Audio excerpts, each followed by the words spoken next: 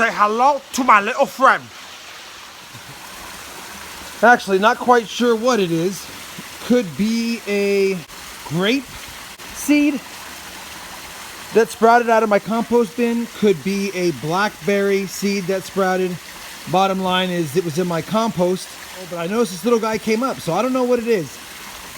It has the leaves of either a grape or a blackberry, strawberry seed maybe, I don't know. You guys tell me what you think it is.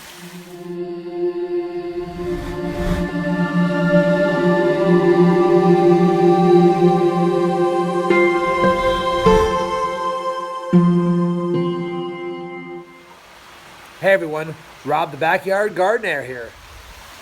It's that time of the season now where the trees lose their leaves, the yard loses its luster, and I almost lose my mind. Fortunately, there's always a lot of things for me to do in the yard.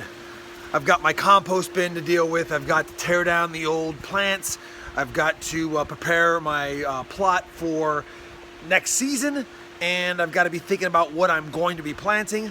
And then, of course, I've got a lot of trimming of my fruit trees to do as well. Let me show you what I mean.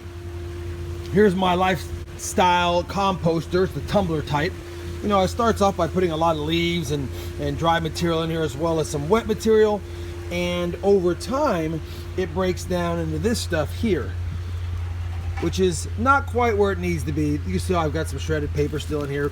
It's not quite ready yet, but that's okay.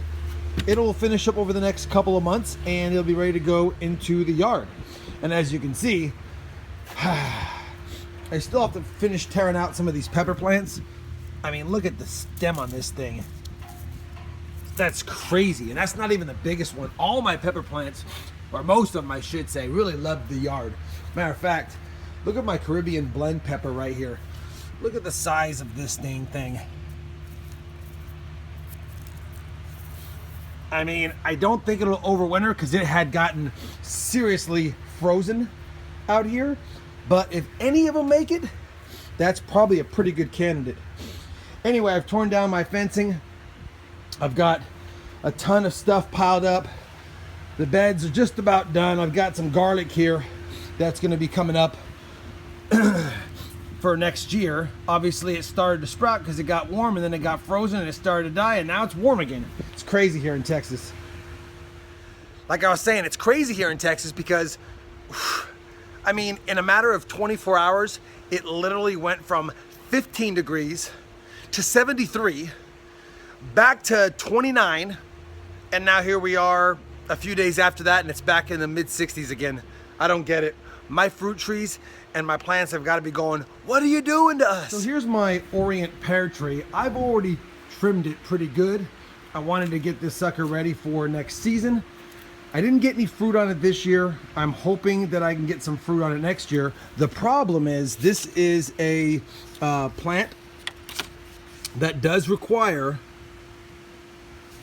another pear tree in order to produce good quality fruit. I've only got one. Now, if you remember my series, I am growing D'Anjou pear trees, but they're only going to be roughly 8 months old come spring, so they won't put any flowers on. So I'm going to have to go to the nursery and I'm going to have to buy one of those varieties of pear trees, and I'm going to end up planting it in this guy's spot. I'll repurpose this plant somewhere else, but I have a spot here to put a tree.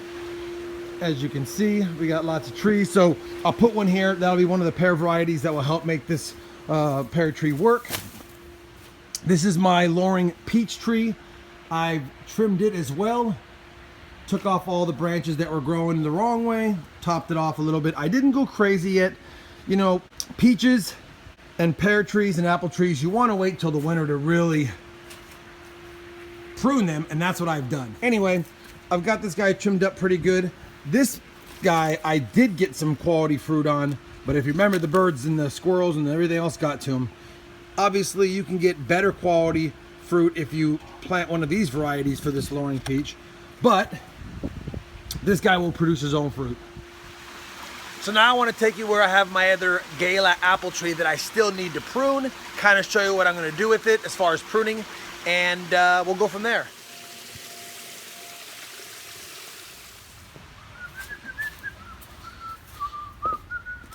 You can see the limited space I have back here if you haven't been watching my videos.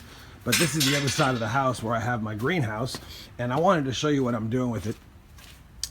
I'm going to leave it only half covered and let air flow through the bottom down here. It got way too hot this summer to really grow anything in here, and I think this will help two things. One, it'll keep it warmer during the cooler nights of spring when I start using it, and two, it will keep the pests out. Anyway, let's go take a look at this Gala apple tree I have over here. So here's my Gala apple tree. This is in its third year. It's a little over 2 years old, and it hasn't dropped all its leaves yet, but it's time to give it a trimming. So the thing about these trees is when you cut the branches down or prune them, you want to make sure you prune them at a bud where once you cut it, it will sprout in the direction you want it to go. So if I cut this right here, then this bud will come out this way. If I cut that one, then it will come out at the same angle as the tree. So when I'm looking at a branch and I'm thinking how I want the canopy to be, and I want it to be kind of a reverse umbrella, then I want to cut ways where the buds will come out this way. You don't want to cut a branch where the internal facing bud would head towards the tree. Anyway, I'm going to be topping this guy off, or pruning this guy pretty good, I should say, and we'll see how he comes out.